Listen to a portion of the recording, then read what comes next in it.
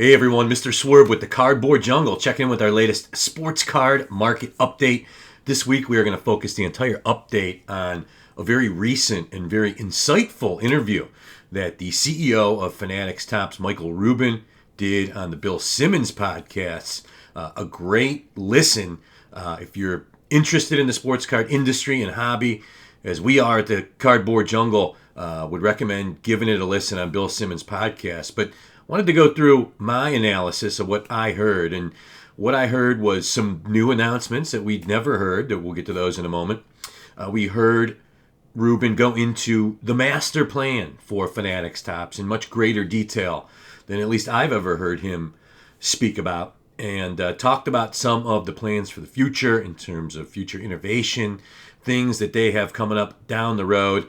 Again, if you're in the sports card industry and hobby like we are, when Michael Rubin speaks, you want to listen. I mean, right now he is the godfather of the sports card industry and hobby, and his influence and their power and market share is increasing by the day. That's not going to stop, at least anytime soon. So worth listening to. So getting into what Rubin spoke about, I think one of the main takeaways for me was he really laid out his master plan in much greater detail than we've heard before.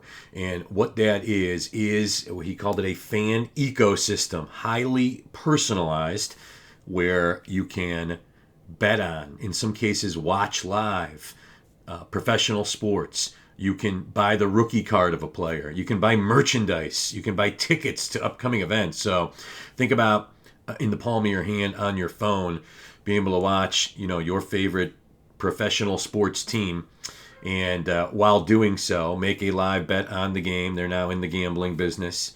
Buy the rookie card of the guy that just caught the touchdown live right there in your palm, and maybe buy the hat that the backup quarterback or the quarterback's wearing on the sideline when the defense is on the field. So he talked about that vision, of where they want to go. And in tandem with that, supporting hobby shops. He talked about them having relationships with 800 different hobby shops and breakers. So he talked a few times about breakers, their importance in the hobby, their growing relevance to the hobby. One of the things we like to hear is a very reputable breaker in the hobby. I when I started this business, people asked me, why would you get into the business now when you have this behemoth coming in with Fanatics Live? And I said, because they're going to market the hell out of what I do for free for me. And that's what they've been doing. And so he talked about the breaking community a lot and their desire to support that. He talked about the fact that Fanatics Apparel has 100 million customers that they're very adept at talking to, that only 8 million have ever bought, by his calculation, any type of sports card product before in their life. So the opportunity, he talked about the size of the opportunity. A couple new announcements too, sticking with the breaker theme. He made an announcement that I hadn't heard him talk about before, but they hired Deloitte & Touche to audit, I guess, every break that they've done on Fanatics Live. I don't think they've released any results or announcements or press releases from that, but pretty big announcement. He said they hired Deloitte & Touche to come in, basically because of the perceptions of the breaking community being shady or what have you, made that happen and made it sound like they're going to be releasing some results for that now. And their goal was to prove, hey, everything is just as random on these breaks on Fanatics Live as we say it is. Another announcement, he talked about how they bought the biggest trading card printing company in America, which they did some months ago. But talked about putting chips in cards. So he talked about these 101 MLB patch debut cards, and he said, yeah, picture if we were doing this when Ohtani was a rookie and how much that card would be worth millions of dollars. So they're going to start putting chips in high-end cards to prove authenticity. Obviously a great thing for the hobby and collectors. He was questioned on Panini and the ongoing, obviously, legal battles with them. He was very tight-lipped, instead kind of pivoting to his usual, alluding to the things they do poorly. Talked about how in Topps Chrome this year, there were 30,000 redemptions the year prior, only 1,000 this year, how they've reduced redemptions by 97%, and how that's such a hot button with the collecting community. Talked about product innovation. He told the story of how the one-of-one MLB debut patches was an idea that, basically picked up the phone, called Rob Manfred, called Tony Clark out of the Players Union. 4 months later, the product was, kind of out there in the market, speaking to, being able to get things done, and others in the hobby in the past not doing any product innovation, and talked about the MVP buyback program. I think he said that they invested $10 million in that, paying $20 a card to hobby shops for turn-ins of Acuna and Otani rookies last year, Judge and Goldie. So some of the things that he talked about. He said that really some, other takeaways I had was just the scope of what they're trying to do. I mean, he said, I'm not a patient guy, and this requires patience. He said the same of the gambling business, which they more recently entered. But talking about how they bought Topps less than 2 years ago, he said, we're not even in the first inning of this collectibles and cards thing. He said, we're not even maybe at the national anthem. So, all this stuff that they've done, MLB debut, the MVP buyback, some of the other product innovation, just the tip of the iceberg, and that there's still so much to do. So it made it sound like, then he made a comment about how baseball's surging, because of our product innovation, and MLB or NBA and NFL are down. He alluded to that those products are coming down the line. Of course, they don't have the licensing rights for a couple of years still. They're trying to get those earlier. That's been kind of roadblocked legally, so they're still fighting through that. He wasn't able to say too much there, but also talked about celebrity collaborations. He was all over this big one they have coming out. Him and Tom Brady have a good relationship. They've got Brady autos coming in this Bowman Chrome football release, I guess, that's coming out on 12/12. He talked about that a lot. He talked about Brady a lot and made it seem like there's more coming there.